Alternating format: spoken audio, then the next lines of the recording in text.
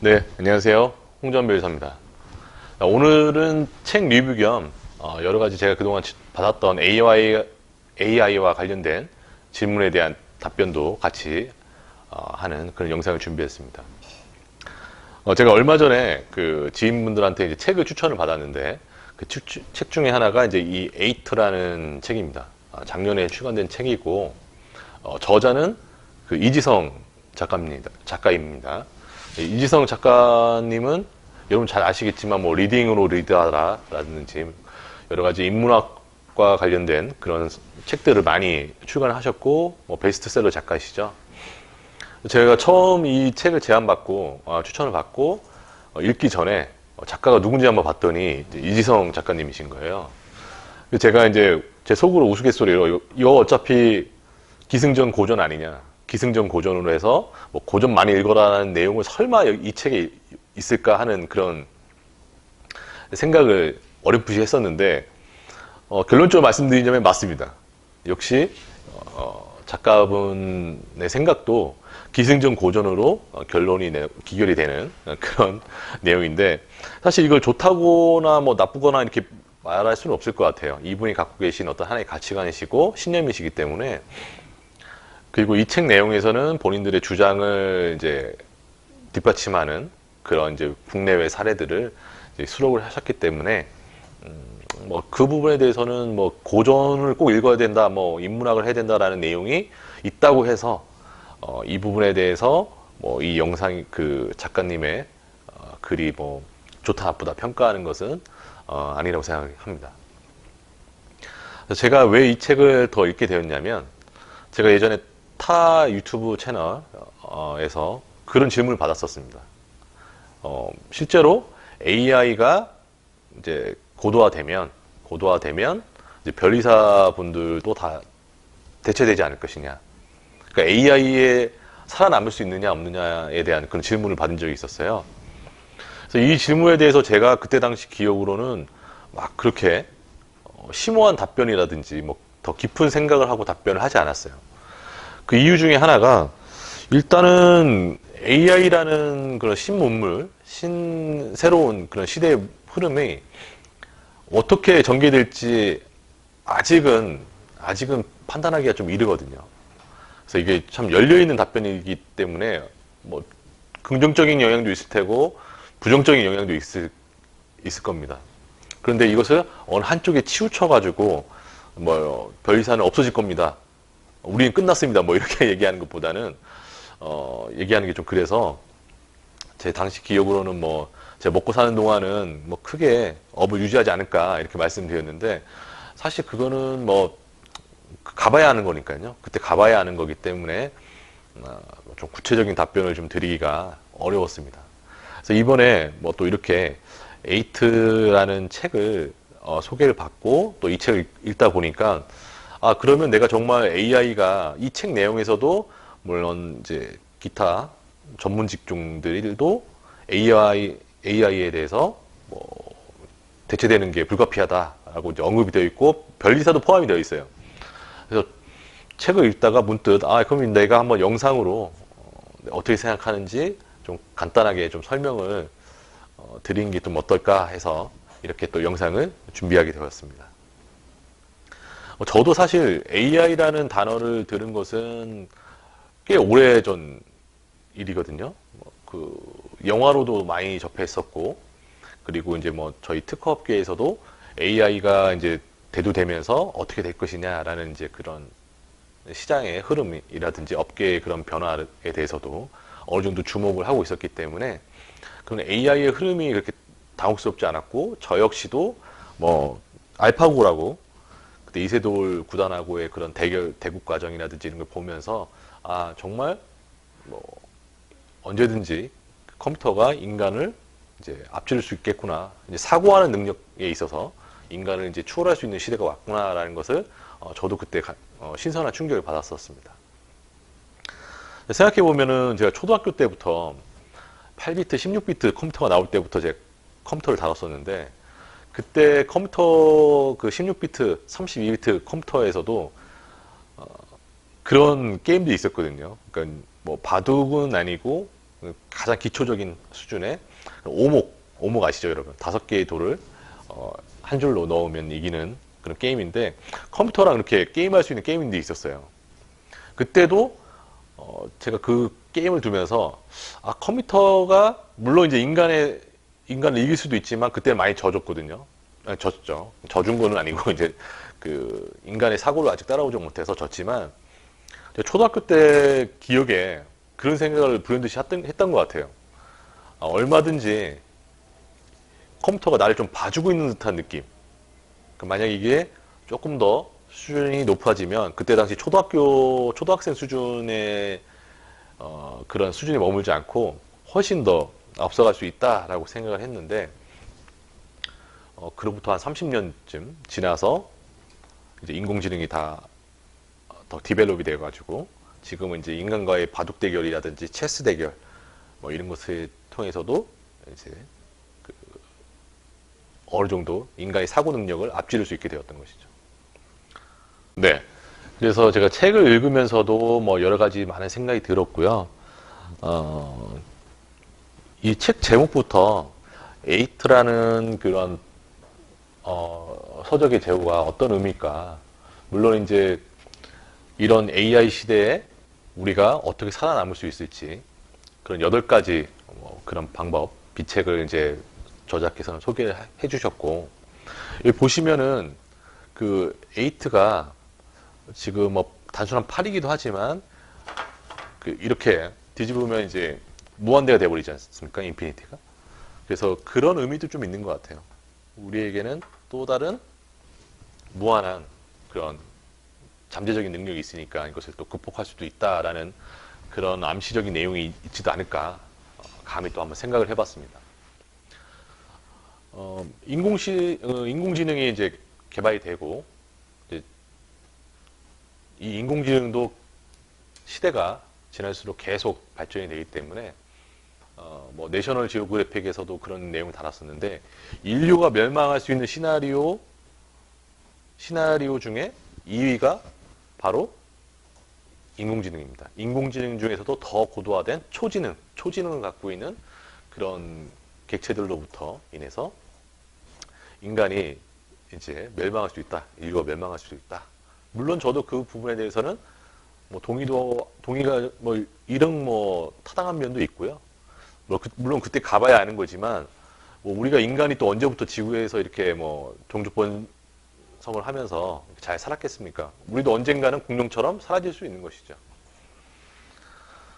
근데 제가 뭐 생각하는 건 그렇습니다. 인공지능이 분명히 큰 시대의 흐름이고 변화이긴 맞는데, 원래 인간이라는 존재 자체가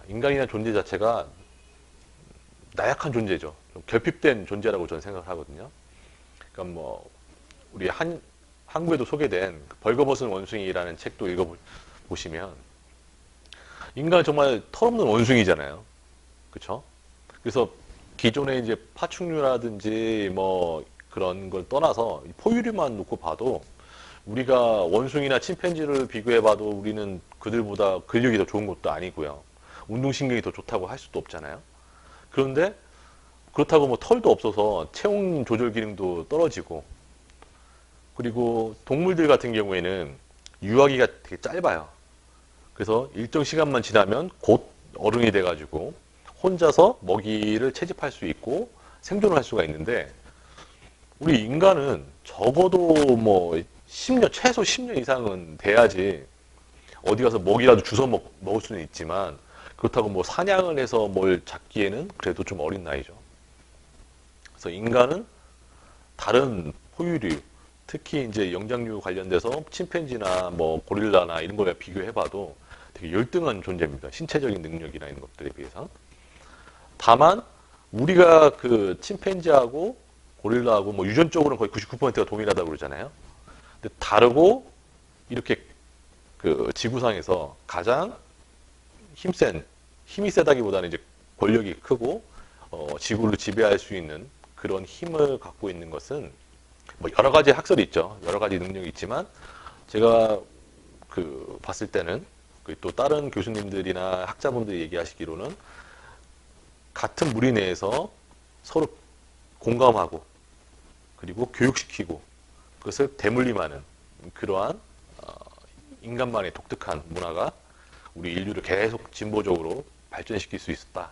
이렇게 저도 생각이 됩니다. 제가 드리고 싶은 말씀은 인공지능이 다가와서 인류가 갑자기 멸망할 것이냐 아닌 것과는 일단 지금 현재 상태에서는 인간이 결정할 수 있는 부분인 것이죠. 그래서 특이하게 우리가 다른 동물들과 특이하게 인간은 우리가 좀 열등하다고 느끼는 것 같아요. 어떤 말씀이냐면 보통 침팬지나 고릴라들은 그냥 주어진 환경에 순응하면서 힘센 자가 그 그룹을 지배하고 또 이렇게 하는데 우리 인간만은 우리 인간 자체가 열등하다고 좀 느끼는 것 같아요. 다른 짐승들이나 뭐 이런 것들에 비해서 뭐 지능적인 것을 떠나서 뭐 육체적인 것이나 뭐 여러 가지 봤을 때 좀 열등하다고 느끼는 것 같아요. 그래서 그 예가 뭐냐면 자기 복제에 대한 그 욕구를 다른 식으로 해소를 한다는 것이죠. 기본적으로 우리가 이 동물들은 종족 번식의 그런 본능이 있잖아요. 그래서 자손을 낳고 그것을 통해서 뭐 유전자를 계속 자신의 유전자를 대를 물려가면서 접화시키는 그래서 유전자와 관련된 그런 책들도 많이 이제 있잖아요. 근데 인간은 특이하게 그냥 이제 남자와 여자 간의 어떤 그런 이제 결합을 통해서 뭐 새로운 종족을 번성한다. 종족 번영을 위한 그런 행위도 하지만 근본적으로 인간을 다시 만들려고 하는 그러니까 인간답지 않지만 인간을 대체할 수 있는 어떤 존재를 다시 창조하려는 그런 욕구가 있는 것 같아요. 이것을 뭐 저는 인간 자체가 완벽하지 않다라고 생각해서 그러는 것이다라고 말씀드릴 수 있지만 뭐 다른 분들은 다른 의견이 있을 수 있습니다. 그래서 하드웨어적으로 피지컬적으로는 대표적인 게 이제 로봇 같은 것이죠. 로봇을 이용해서 인간을 대체하려고 하는. 그래서 지금 현재는 부분적으로 완전한 로봇 형태로는 아직은 수준이 좀 도달하지 않았지만 일정한 부분, 뭐 로봇팔이라든지, 뭐 로봇 청소기 같이 아니 뭐 특정 신체 부위라든지 아니면 특정 영역에 대한 업무에 대해서는 일에 대해서는 로봇으로 대체할 수 있을 만큼 이제 기술이 많이 올라와 있습니다. 그리고 이런 로봇을 이용한 신체를 대체를 하는 기술이라든지 또는 그런 이제 아시다시피 인간 복제, 바이오적으로 인간을 복제해가지고 인간의 하드웨어를 재탄생시키려고 하는 그런 노력들을 많이 하고 있죠. 그래서 육체적인 부분들은 이런 식으로 자기 복제가 꽤 오래전부터 이루어졌죠. 근데 이제 AI는 제 관점에서는 인간의 어떤 그런 하드웨어적인, 피지컬적인 그런 부분을 넘어서서 이제는 이제 정신적인, 멘탈적인 부분들, 소프트웨어를 이제 인간을 대체하고자 하는 또 다른 인간의 시도라고 저는 파악이 됩니다. 그래서 완벽한 피지컬을 갖고 있는 로봇이 됐든, 아니 복제된 인간이 됐든, 그런 이제 하드웨어에 AI와 같이 이제 사고력을 갖고 있는 그런 소프트웨어들을 결합을 시키면, 그때는 정말 인간을 대체할 수 있고, 그래서 그냥 단순히 자연계에서 어떤 인간 간의 교미를 통해서 이제 탄생하는 인간들을 이제 훨씬 더 앞지를 수 있는 인류 문명이 이제 탄생할 수도 있다.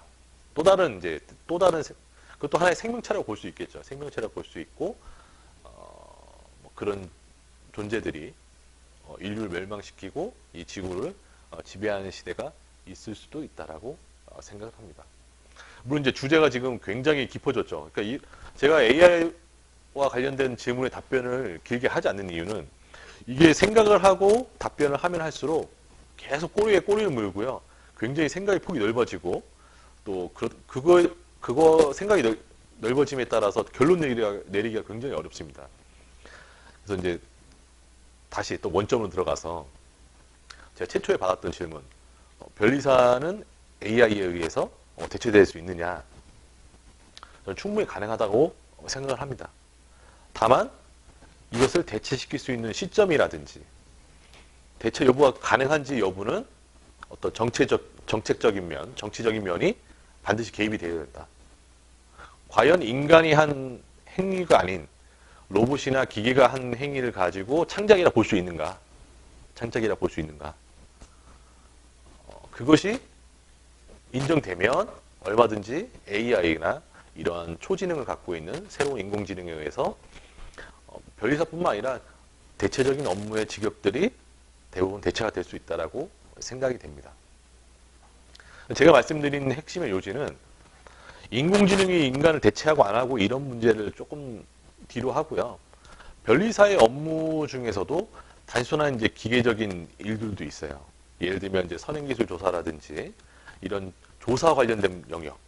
그래서 어떻게 보면 변리사보다 먼저 대체될 사람들은 특허청에 있는 심사관이라 볼 수 있는 것이죠.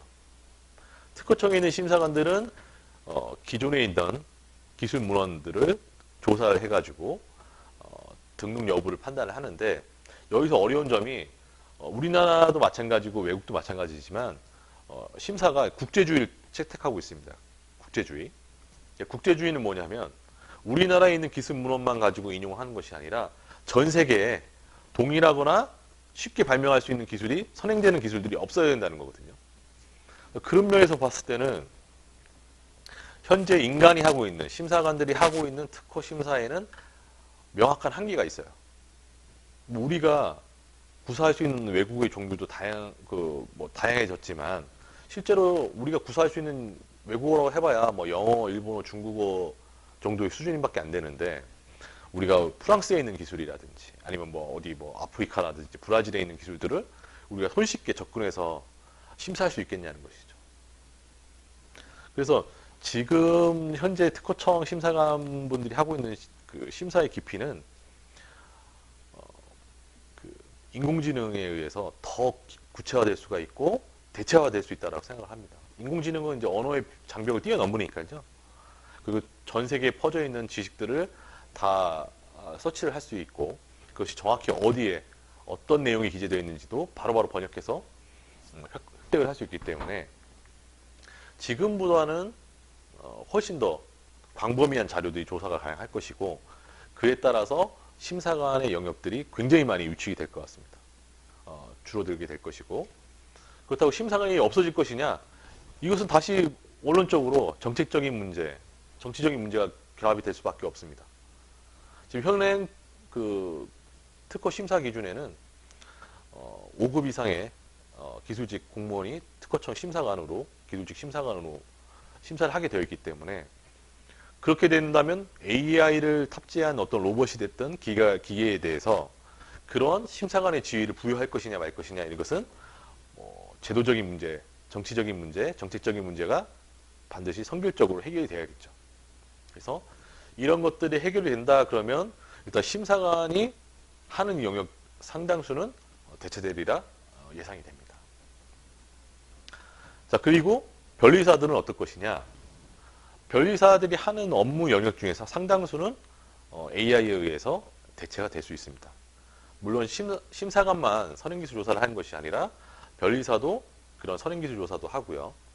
그리고 이제 고객들과의 대면 상담 부분도 어떤 기술적인 내용을 수집해서 정리하는 내용 정도는 얼마든지 AI가 대체가 가능하고요. 훨씬 더 정확하고 세밀하게 그런 부분들을 이제 획득을 할 수 있겠죠. 그래서 그런 상담 업무, 요즘은 이제 코로나 사태 이후로 대면 상담들이 많이 이제 줄어들고 있거든요. 그래서 그런 기계가 오히려 대체가 된다 그러면 비대면 상담 같은 경우도 활성화될 수 있겠죠.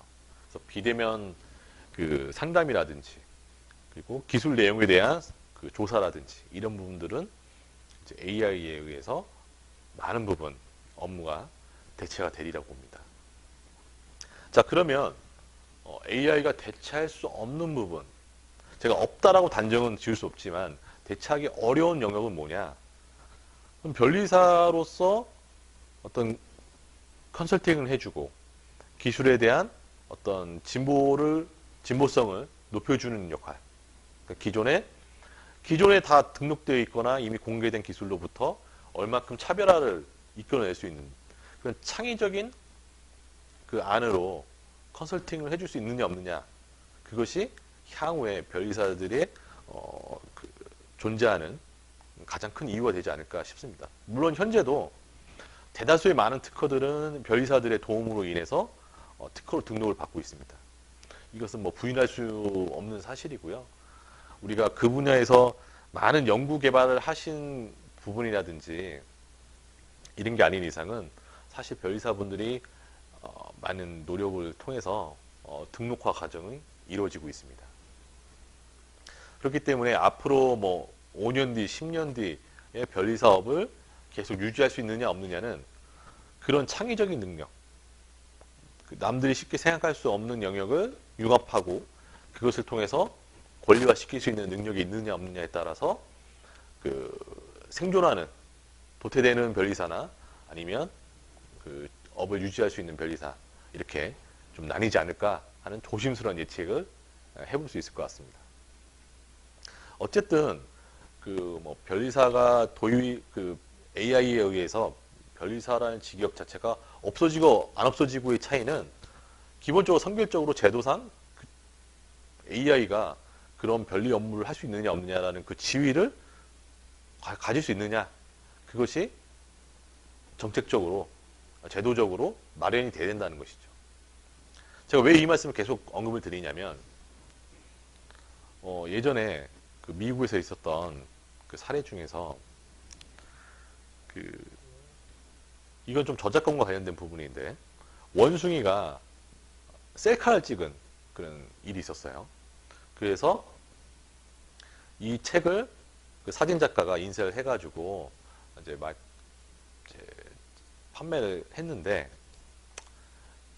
과연 이 사진의 저작권자는 누구이냐와 관련된 여러 가지 논쟁이 있었거든요. 예를 들면 사진 작가는 이건 내가 사실 원숭이에게 이런 식으로 사진을 찍게 하려고 일부러 카메라를 원숭이 근처에 놔뒀기 때문에 기본적인 그 저작권자는 본인에게 기속한다 라고 주장을 했었고, 그에 반해서 뭐 동물 단체나 이런 것은 사진을 찍은 사람이 권리자 아니냐, 그러면 원숭이가 저작권자가 맞다. 그래서 한참 미국 법원에서 그런 소송이 있었던 사례가 있거든요. 근데 이때 문제가 됐던 게 뭐냐면, 과연 인간이 아닌 뭐 고릴라나 이런 침팬지 같은 영장류뿐만 아니라 또 다른 동물도 마찬가지죠. 인간이 아닌 존재가 어떤 창작 행위를 한 것에 대해서 권리를 부여할 수 있느냐 없느냐, 그것이 문제가 됐던 것이거든요.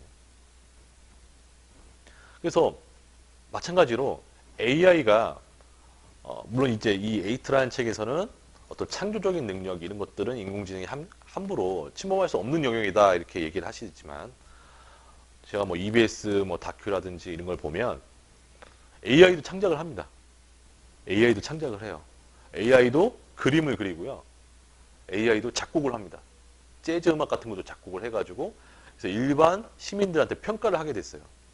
그러니까 일반 인간이 작곡한 곡하고 AI가 작곡한 곡을 서로 번갈아 가면서 들려주면서 어떤 곡이 더 좋은지 평가를 했는데, 이 평가 결과가 놀랍게도 반반으로 나뉜다는 것이죠.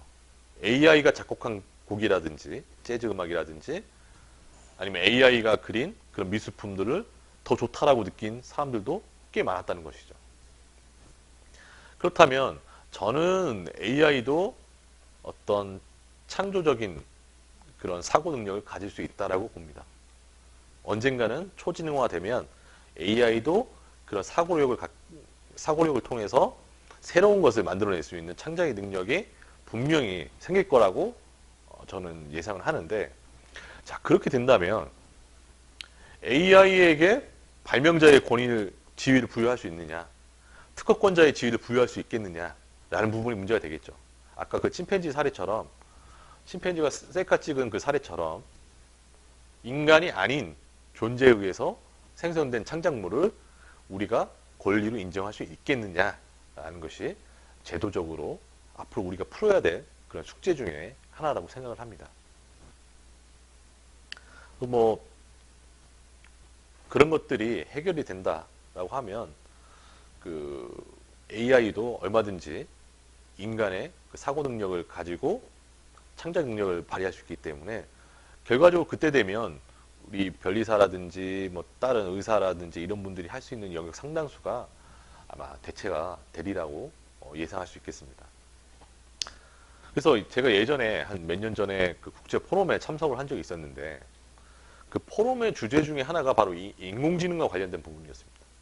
자, 인공지능과 관련돼서 앞으로 우리 특허 산업이라든지 이런 업계에서는 어떻게 대응을 해야 될지, 앞으로 어떻게 전개가 될 것인지에 대한 그런 이제 포럼이 있었는데요. 그 중에서 모 법원의 판사분께서 참석을 하셨는데 그런 말씀을 하셨어요. 본인은 굉장히 특허와 관련된 제도에 대해서 관심이 많아가지고 판례 연구도 많이 하고 세계 여러 사례들을 이렇게 검토를 하고 이제 분석을 하는데 본인이 생각하기에는 인공지능이 이제 대세화가 되면 인공지능이 지금보다 더 발전하게 되고 그렇게 된다면 앞으로 특허라는 제도 자체가 없어질 수도 있겠다라는 생각을 하셨더라고요. 특허라는 제도는 사실 있을 수도 있고 없을 수도 있습니다. 과거에 여러분들 역사를 보시면 특허 제도가 어떤 나라 같은 경우는 특허 제도를 있다가 없앤 나라도 있었고요. 그렇죠? 없다가 다시 만든 나라도 있고요. 그것은 일종의 국제 거래 관계라든지 어떤 나라 자기 자국 내 산업을 보호하는 여러 가지 취지상에서 제도를 취할 수도 있고 버릴 수도 있는 것입니다. 그래서 만약에 AI가 대체화되고 그래서 AI가 모든 창작 세계에서 인간을 대체한다 그러면 그 이상의 어떤 특허 제도가 큰 의미가 없을 수도 있겠다라는 점에서 그분의 말에도 일면 또 동의를 하는 바가 있었습니다. 자, 그래서 오늘 영상을 준비하면서 제가 또 고민했던 부분이기도 한데 역시 주제가 굉장히 산만해지죠. 굉장히 말이 다양해지고 저 역시도 어떠한 딱 결론을 내리고 영상을 찍는 게 아니기 때문에 좀 왔다 갔다 하는 면이 있을 수 있습니다. 근데 제 결론적으로 지금 현재에서 변리사 업무라든지 특허청 심사관의 업무 중 상당 부분은 AI로 대체화될 수가 있으니 이제 우리가 좀 더 초진화된 AI가 나오기 전까지 우리가 할 수 있는 것은 기존에 단순히 뭐 선행기술 조사를 한다든지 뭐 이러한 부분을 떠나서 그 고객들하고 얼마든지 어떻게 아이디어를 고도화 시켜주고 또 이들의 사업을 하는데 도움이 될 수 있는 그런 전략들을 세워줄 수 있느냐. 자, 이런 방향으로 이제 흘러가야 될 것 같습니다. 단순히 뭐 출원 등록 업무는 상당 부분 대체가 될 수 있을 것 같고 같은 출원을 하더라도 더 등록 가능성을 높이기 위해서 어떠한 식으로 아이템을 접목시킬 수 있는지 그런 노력이 좀 변리사들 입장에서 또 필요할 것 같고요. 또 사업하는 관점에서도 이분들이 끝까지 사업을 지식재산권의 리스크를 최소화하면서 사업을 할 수 있게 도와주는 그런 역량들을 더 키워나가야지만 살아남을 수 있을 거예요.